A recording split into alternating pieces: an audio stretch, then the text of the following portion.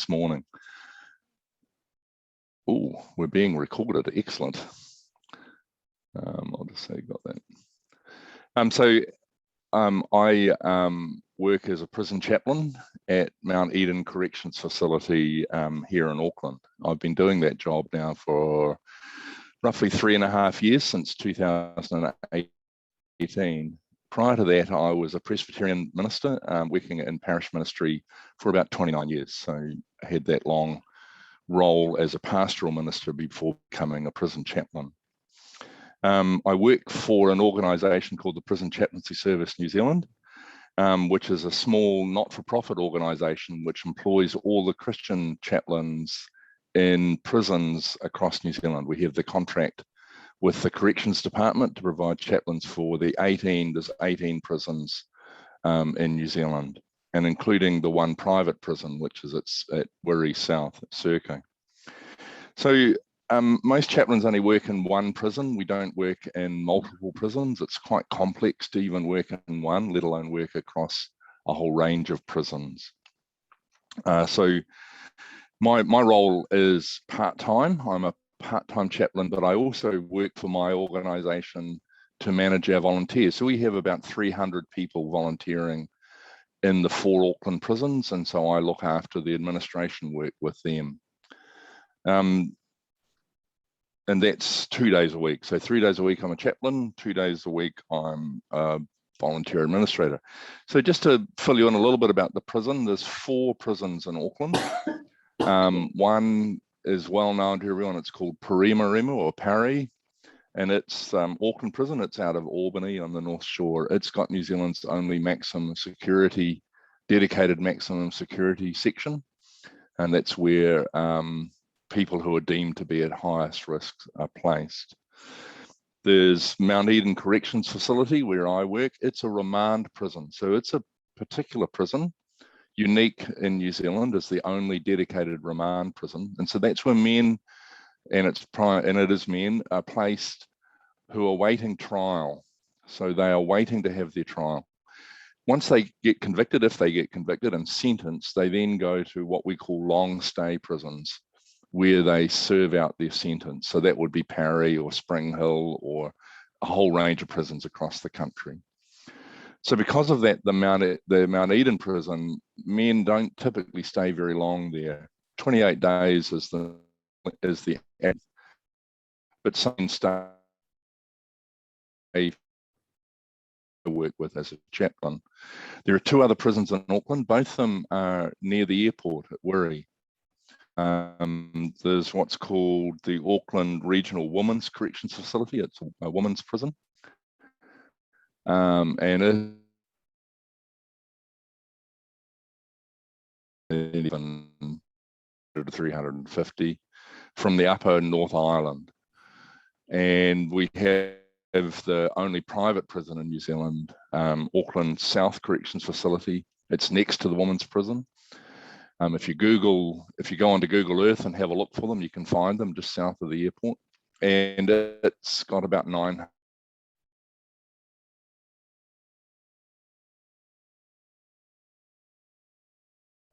Roughly about 1,000 on any given day. If you think about a group of 1,000 people, men, you think, well, it has all the issues that any group of 1,000 people has. Men at all stages of their life, all stages of their journey through life, their family relationships, their children, their health issues, their mental health issues, etc. They also need to be fed and clothed and housed. And so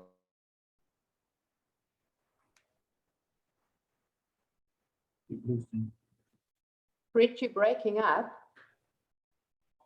You're frozen.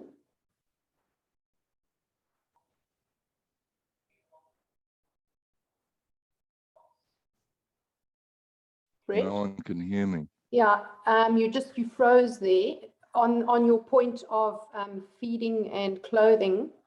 Are we back together again, everyone? Say thumbs up if you can hear me, everyone. Okay. Let me know if I dip out. It could be the internet here. My daughter's teaching secondary school in another room, so we're at competition for the Wi-Fi.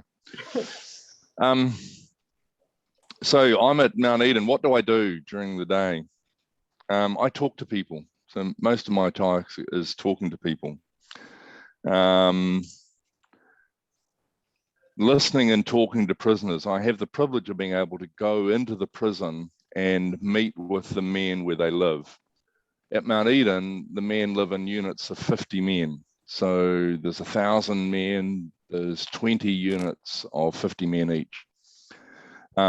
They spend time out of their cells in a large day room, about the size of a small school assembly hall, that has fixed seating, a pool table, a little kitchen. I'll show you a picture of that in a moment. I mingle with the men and sit down and have chats with them. Some of the things that I do in terms of introducing myself and starting to talk to the men, I ask them sort of intentional questions. They're pretty typical questions. How long have you been in prison? What's happening to you next, which is a good one for a remand prison as their court cases proceed. What's their family situation? Are they supported by people on the outside? How are they coping if they're new to prison, if they've never been in prison before? How are they feeling about what's happening to them? One typical question is, I might sort of jokingly say to people, do you enjoy being in prison? To which they all generally answer, no, I don't enjoy being in prison. And so the next question obviously is, well, how come you keep on coming back here? And that then leads to other discussions, I suppose. And so what are they doing about not coming back? What are they doing about dealing with the issues that lead them to prison? Sometimes I talk to guys around, what is it that brought you to prison? And what are you doing in order not to do that? Because if you don't do anything about it, what's going to happen? And they understand what's going to happen. They're going to come back again. To these various questions that I ask, amongst others, there's a large range of responses, and some of these answers lead to actually much deeper conversations. A lot of men obviously have family and relationship issues, so we can talk about them. A lot of men have feelings of remorse. They're sorry for what they've done, and we can talk about that. Sometimes there's issues of forgiveness. You get asked by men, will God forgive me for what I've done? Will the people that I've hurt forgive me? And so you talk about issues of forgiveness.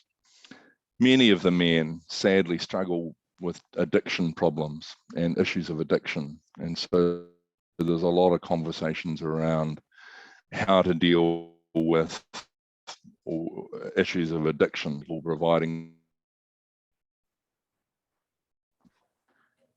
broken down program. So I'm not the only person. I'm just a part of the really interesting question. We're all good? We're back on back online? Yep. Yeah.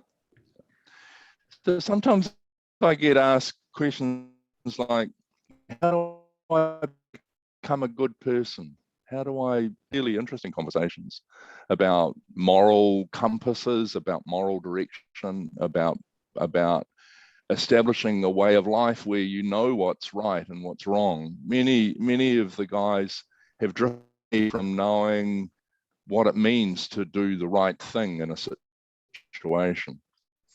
They're not alone in this, obviously, as the last few days has demonstrated. Even people who aren't of a criminal nature don't seem to know what right and wrong is. So those are sort of really interesting sort of conversations that you can have with people in prison that I have.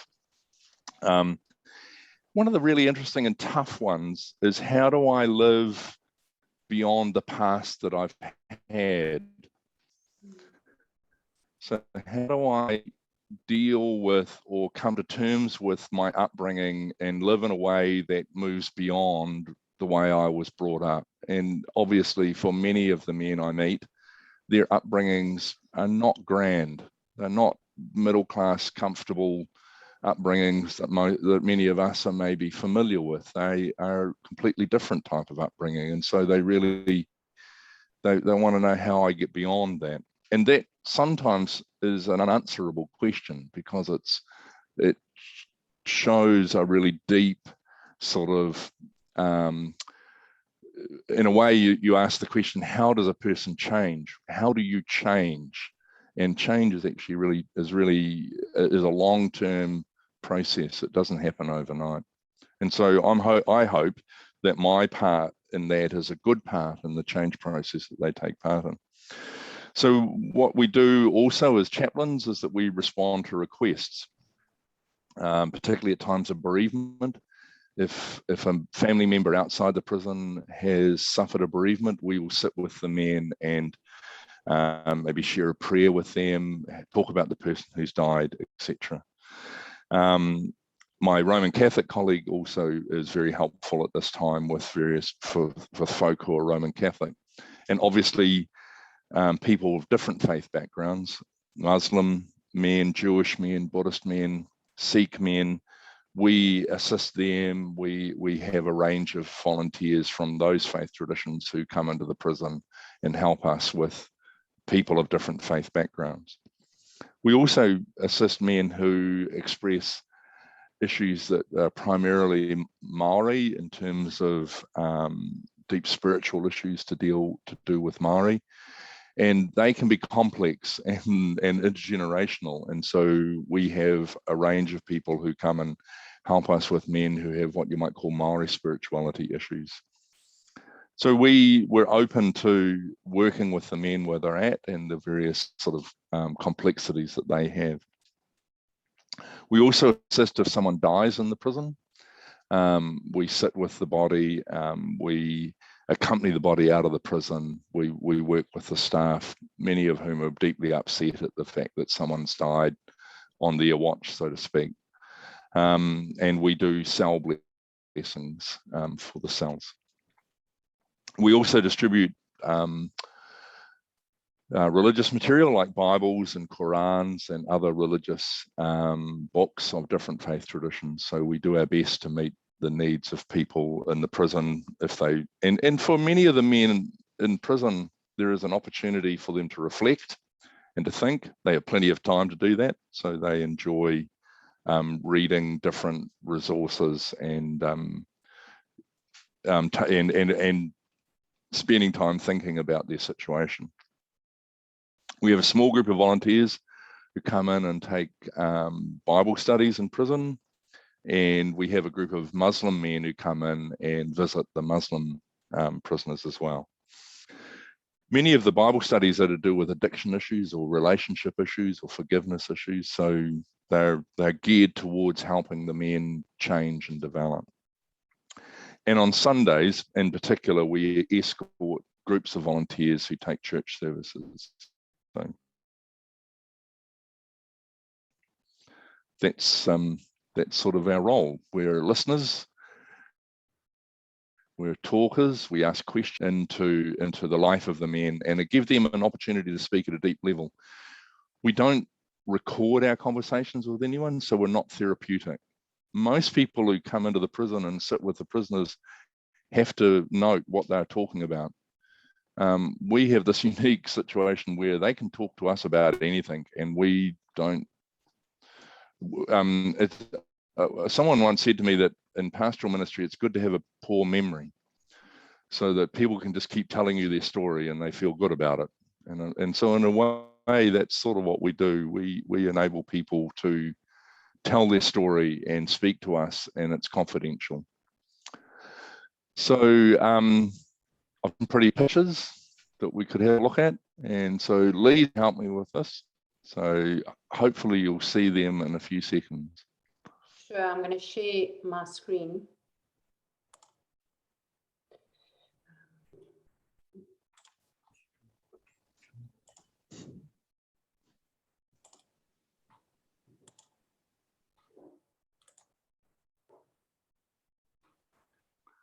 And we'll just bring that one up so it's full. Yeah. There you go. Start with the first slide.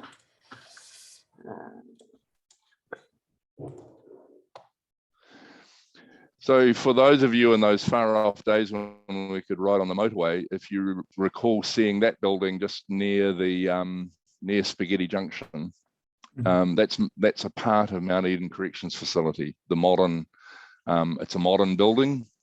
The rusty bits at the end are the exercise yards, and the bits in between the rusty bits are where the cells are, where the men live. So that's one of the buildings of Mount Eden Corrections Facility that you can see from the motorway. Interestingly enough, that top floor is called Hotel. So the two units in there are called Hotel 1 and Hotel 2, sort of the penthouse unit. Can we have a look at the next slide? Yes. So this is a picture of looking down on the prison. You can see there a great big car parking building. That's the building that houses all the staff's cars. There's about 300 to 400 staff every day come into the prison to work in the prison. Next to the car parking building on the road, Boston Road, there is the gatehouse. That's where everyone comes into the prison. You can see two vehicle entrances there. That's where all the food is brought in, etc. So can we have the next slide? Thank you. So this slide's interesting because it shows the old prison, which is a derelict building now. It doesn't house any prisoners, and it hasn't housed prisoners since 2011. So, but the new prison is built around it. You can see it's sort of, built sort of around it. You can see the rusty exercise yards, etc. So the prison site is actually quite small. For the largest prison in New Zealand, Mount Eden is one of the largest. It's actually on the smallest site of any New Zealand prison. Can we have a look at the next slide? Thank you. So this is a typical cell. They're double bunked. They're quite roomy. There's a toilet and shower down one end, 2 bunks, a work desk. Most prisoners in Mount Eden share a cell with someone else. Not everyone, but a lot of most of them do. There's about 1,000 men, but there's not 1,000 cells. So probably about 600 cells. Can we have the next slide? Thank you. So that's just looking out the other end and the door through to the day room, what's called the day room, where the prisoners spend their time when they're outside the cell. You see a little hatch on the left there. That's where, if they're in the cell, that's where a meal can be delivered to them if there's a meal, and there's an observation window above that. Can I have the next slide? Thanks. So this is a picture of inside the day room. You can see that the cells are on 2 levels, and there's fixed seating where the men sit. They have their breakfast there, and they can have their evening meal sometimes there. Sometimes, most of the times, they'd eat their evening meal in their cell. You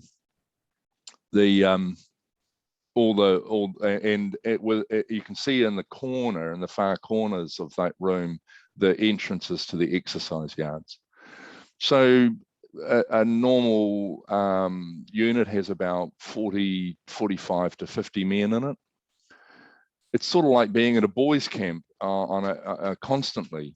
All the sort of things that go on in any sort of community of 50 men happens in this community. And I wander around there and sit at the tables. They play a lot of cards, chess, checkers. They sitting reading, chatting to their mates. It's can be quite convivial, and you can have really interesting conversations with people and amongst all of that, or I do at least. Yeah. And can we just have a quick look at the next cell? Next slide. So this is just an overview of the a typical unit. You can see the windows at the end there. That's where the staff are, and they can look into the day room and see what's going on. The things hanging from the ceiling are cameras that are constantly monitoring the whole unit, and they record things if anything happens, and so that they can tell who did what, so to speak. Down the far end, you can see there's a fridge and a microwave. They have toasters and those folding flat plate cookers. The men get very creative in what they can cook inside the prison. They have a canteen that they can buy stuff from, and they buy packets of biscuits and make sort of concoctions out of crushed biscuits and cook them in the microwave or in the cookers. All very creative. They sometimes have a go at using their fruit to make alcohol, but the correction staff make sure that doesn't happen. It's never a good thing when that happens. Can we have a look at the next slide? So here's two of my colleagues who are correction staffers at Mount Eden Corrections Facility. About 40% of the staff are female. They make some of the best corrections officers in the way that they interact with the men. We have a bunch of burly guys as well, because for various reasons you do need some people who have a bit of heft to them. But the majority of corrections staff are not big, muscly sort of chaps. They're just ordinary folk like you and me. They're wearing stab vests, and on a belt round their waist is a radio. You can probably see it there.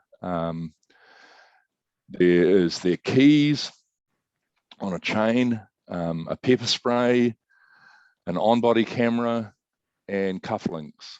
So when they're fully kitted out, they have quite a lot of stuff on their uniform when they go in. And if they attend an incident, if there's something happening, they'd turn their on-body camera on, so it's all recorded. So those are typical correction staff folk. And can we have a look at the next slide? This is a really lovely slide. So the two people in civilian uniform at either end of the slide, they're a lovely couple who are experts in crochet. And so they came in and they did a program with the prisoners where they crocheted Maori head in the middle was made by prisoners in one of the units. And so the two folk that you see there helped the men do that. I was in that unit over the time that they were making that, and it was quite hilarious to see sort of somewhat hardened prisoners having a go at crochet. But they seem to enjoy it, and they certainly enjoyed making the object that you can see, the Maori head. The person holding that object is one of a really lovely corrections officer called Charity. It's a Charity Niha. She's one of our Maori corrections officers. There's about 25% of the staff are Maori. Unfortunately, about 70% of the inmates, prisoners are Maori. So it's lovely that we've got a lot of Maori staff who intentionally work with our Maori prisoners to help them with the issues that are peculiar to them. And so they're really good examples of good quality correction staff there. Standing next to Charity, the young woman, she's the volunteer coordinator for all the non-faith-based volunteers. So the people who do English tuition, maths tuition, who lead yoga classes, meditation classes, and various other programs, a great range of programs. There was a really good program at one stage helping people get their driver's license, because many men in prison don't have their driver's license, and a lot of them are in for repeat offending, driving while disqualified or not having a driver's license. So there's a program to help them gain the academic part of their license while they're in prison. So on that note, I think I enjoy being a chaplain. I'm not doing it at the moment because I'm not allowed in the prison because of COVID, but that's fine. The object is to keep the prisoners safe, and so I'm in favour of that, even though it's somewhat frustrating. but happy to engage with people if people have got questions, want to find out a little bit more, or have got an experience that they've had about at Mount Eden, or yeah. Lee, how do you want to run this? I think, yeah, just unmute yourself, obviously, if you want to ask a question, and just go for it. Can you hear Brian, me? Jenny. Yeah, I must be the only person here who's been in Mount Eden. I've been in Waikuria, I've been in Perimeter, medium, perimeter, maximum. My job used to take me to all these places. I got special clearance to go into the prisons. I used to work for the Ministry of Works way back. And, you know, I used to go in, and quite often I'd sit down with the prisoners and enjoy a cup of tea and things like that, and chat with them. Some of the things that happened that I wouldn't repeat, but you know, the prisoners were pleased that I was there to help out and things like that. But you get little chats with them, and they enjoy chatting with people from the outside. Yeah.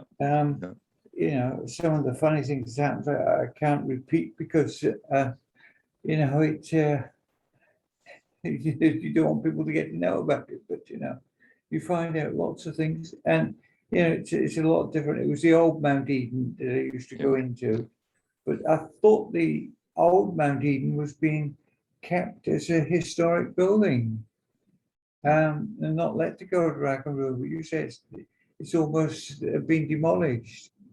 No, it's well, sorry if I can just make a respond there. There's nothing really happening to it. It's just sitting doing nothing. It would be very awkward to get to it because you'd have to go through a working prison in order to approach it. So it's not in an easy site. I think corrections are just puzzled about what to do with it because it would cost a lot of money and probably not something you'd want to spend a lot of money on at this time. I personally feel that it ought to be demolished. It's a very sad testament to an old-fashioned way of treating folk who are imprisoned, and it's also the site where every New Zealander, apart from Minnie Deans, who was hung in New Zealand, was hung. It was the hanging prison. I feel that history isn't, in my mind, isn't worth keeping. But however, I'm not the one making the decision, so other people will make that decision, obviously. Yes. Anyone else want to ask a question, make a comment? Say, I'm privileged to a lot of the design information on how prisons are designed or how they used to be designed and kept, so that prisoners couldn't break things down and get out and things like that. You know, it's sometimes you know, it's, now sitting back after I've retired, I feel privileged that I've been allowed to have that knowledge, you know. I certainly warm to what you're saying there. Prisoners have a lot of time on their hands, and every cell has its own television, which is a good thing because it allows them to pass the time. But they do have a tendency to try and harvest the electricity, and they use pages from books they get given to smoke tea leaves and various other substances that somehow make their way into the prison. And so they use the electricity from their TV sets to light their cigarettes. And so the TVs are being constantly damaged. And yeah, there's some elements of the whole thing are a little bit strange because you bring a bunch of very inventive people and don't give them much to do. They will find things to do. Some of them not helpful to them. But it sounds like, Brian, you understand all that and have seen that happen. Yeah. Yes. Thank you. Thank you. Are there other people want to have ask a question or make a comment? Yes, I'd like to make a comment. Sure, Chris. Claire. Claire, thank you, Claire. For over 30 years, I've worked in Wellington with a group that helped adults learn to read. These were street kids and adults who were sent to us by the court. We it was a comment you made about the prisoners not having driver's licenses. Mhm. And in Wellington, all those years ago, they used to give them, if they were repeated drivers who didn't have a license, they had the choice of coming to us and learning to get their license, or going and doing PD. And I'm surprised that that doesn't seem to happen in Auckland. I appreciate what you're saying, Claire. Thank you. Yeah, priorities. So number one, I think the driver's license initiative was really great, and I wish that that was taken more seriously, because a lot of the prisoners are in for driving offences, but it doesn't seem to have the same way of operating that it does in that you describe in Wellington, and it's often dependent on the amount of funding, etc., that's available. I've seen a lot of different programs being run inside the prison, which only last for a few years and then cancelled. Drug rehabilitation programs, etc. Some of them work, some of them don't. It's really difficult to figure out and find something that's going to work well within the prison and achieve good results. Certainly for many of the men, their reading age abilities quite poor. And so there are a lot of folk who come in and do one-on-one work with prisoners to assist them develop their reading skills. And so that they are really valued people in the system. Numeracy is another one that people struggle with. So there are folk who come in and help with numeracy as well. There's a very good library in the prison. Please don't think of the library in the way that you understand and see libraries. The books are delivered to the prisoners. The prisoners can't wander around the shelves and choose books. So that just wouldn't work. But there's a very good librarian who searches and seeks out books in the community that are suitable for prisoners and brings them in to the prison so that the men have access to reading material of a wide range. Yeah.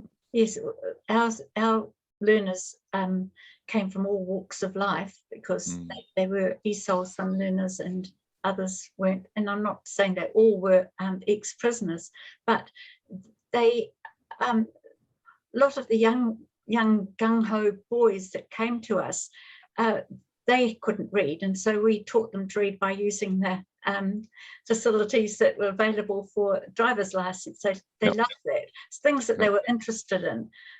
One chap wanted to learn philosophy, so because his flatmates were studying philosophy, so I used a philosophy book with him.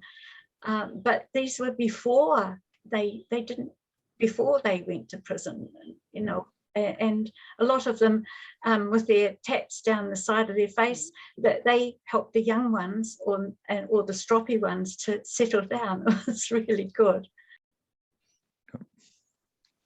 Thank you for that, Claire. That's a good story. Any other questions, comments before we finish up? Yes, Barbara. Two things. You talk about inventiveness. My late brother was a warder at Waikeria many years ago, and he had the famous or infamous Mr. Jorgensen there. And yes. That tells you how long ago it was. And one evening, Jorgensen called out to him as he walked past, and he had in his hand what looked like a hand grenade. And he had actually made it from soap. But fortunately, my brother was able to recognise that it really wasn't the real thing. That's just about inventiveness. I was having a chat with somebody, I think he was a chaplain at women's prison. And for my sins, I was a maths teacher many years ago, and I suggested that I might like to go and help with their numeracy skills. And he actually said, don't waste your time, which I wondered where he was coming from. But for him, he was doing some of the other skills. And he said many of the women were there just coming, they would come to class, they wouldn't do anything, but they came to get the tick to say that they had done the course. So I'm wondering how that sort of thing could be overcome. Yeah, Barbara, that's a really good comment, and it's not an untypical thing in a lot of spheres of life, even outside the prison, that people pay lip service to a course in order to get the credit without really engaging with what the course is about. So it's not unique to prisons, but it does exist within the prison system. So people want to get the credit without actually having done any of the work. The difficulty there is that, do you therefore deny, because there's a number of people who do that, do you deny the people who genuinely want to learn the chance to learn because 10% people are gaming the system and attempting to game the system? I agree that there are people who game the system, and we work hard to weed those people out of the programs that we run as chaplains, and I know that my colleague who runs the other programs does the same thing. When I first became involved in prison chaplaincy, and we were running a particular program with men that related to, it was about relationships and developing better working relationships with your partner, etc.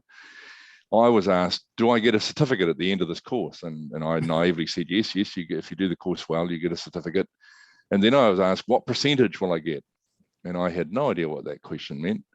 But in fact, what it meant was that when the judge sentences a person, the judge will set out the sentence and look at the top rates. So maybe the offence could be, say, sentenced to 5 years in prison. And then they would take a percentage off that 5 years, depending on various criteria. For example, if the person had pleaded guilty and not gone to trial, you get 25% off. If they'd done some courses while they were in prison, you might get 5 or 10% off, etc., etc. And so there's various percentages, and I've read these sentencing documents now. And so the judge very carefully reduces the maximum amount, the 5 years, down to, say, 3.5 years, based on a series of percentages that they take off. And if a program that they do in prison is a good quality program, they might get 10% off their sentence. And so the men in the prison know this. And so they look around at the various programs on offer and they say, oh, that one's really good. You get 10% off if you do that one. That one's not that grand. You only get 2%, etc., etc. And so you're thinking, you're sitting there in the middle of all this. And so my question at the start, how do you bring about genuine change in a person's life? How do you turn them around so that they have a moral compass, that they do know how to live a moral life as a good citizen in the community? And I have to keep thinking that it's not just my task. What I do is I try, through the questions and the conversations I have with men, to sow some seeds about, what they might do next in their lives and in that journey to becoming a good citizen. Because the thing that we've always got to keep remembering about men in prison is that eventually they all return to society. And so how do we want them to return? Do we want them to return with a chip on their shoulder, feeling resentful against the system because they've been imprisoned? Or do we want them to become good citizens and live a good life in the community? And so that's the thing. I read a really interesting book about 2 years ago called How to Escape from Prison by a gentleman who did a PhD while he was in prison. And it's by the guy's name's Paul Wood. If you can find that book in the library, it might be worth having a read of. He made the comment that the chaplain, he didn't become a religious person, but he found that the chaplain was helpful in his journey.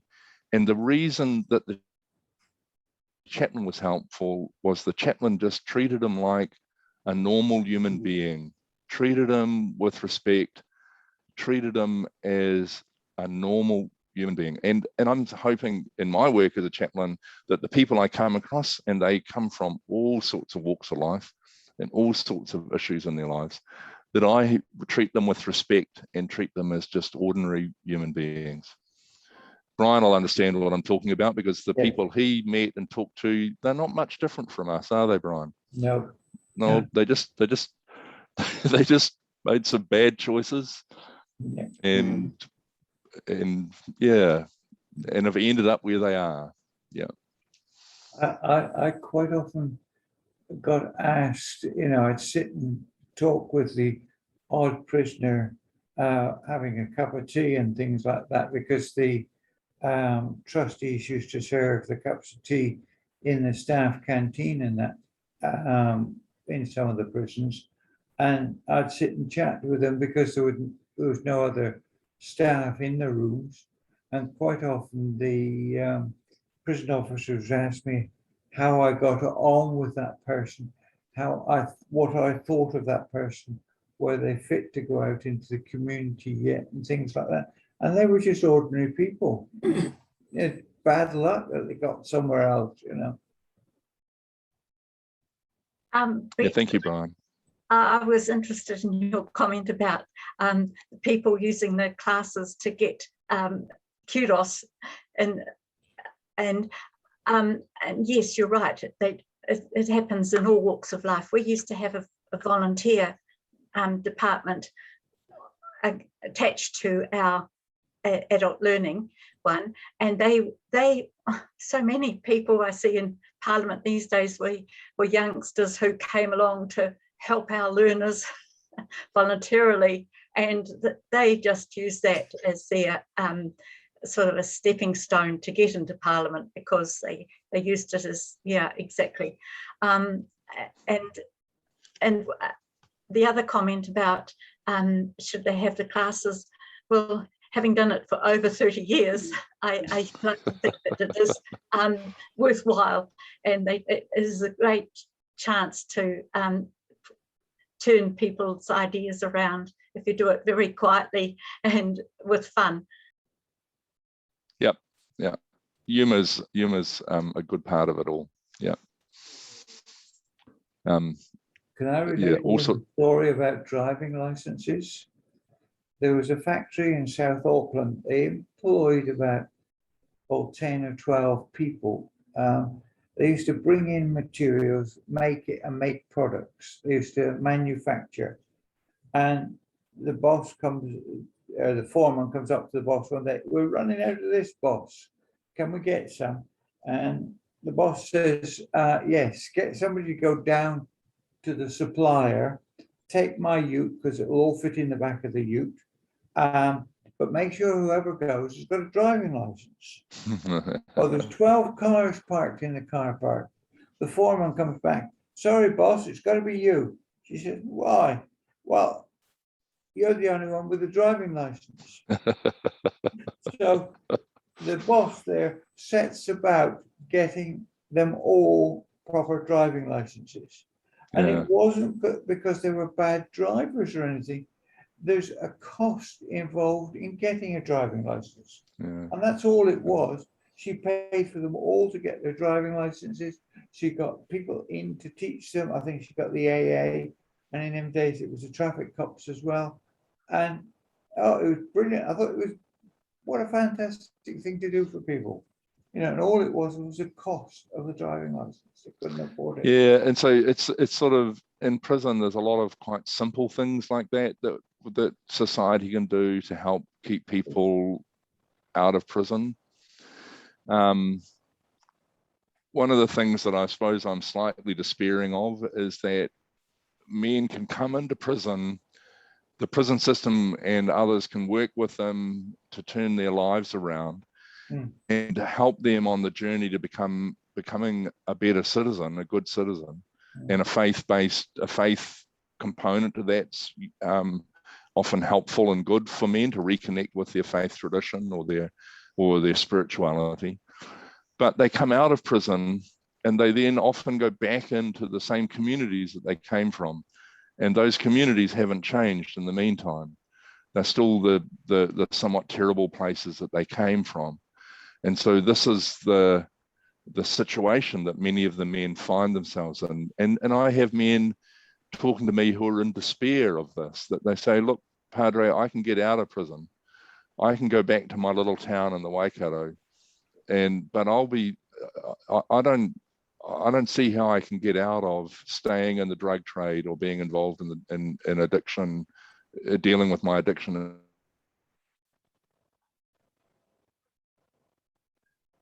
You've frozen. So Oh. my thinking about this is that it's a Lost you again. Yeah, you've gone off. Brett. or enable a better life. So it's a complex issue in which I'm hopefully a good part of that. Yeah. Right, so Thank you very much, everyone, for.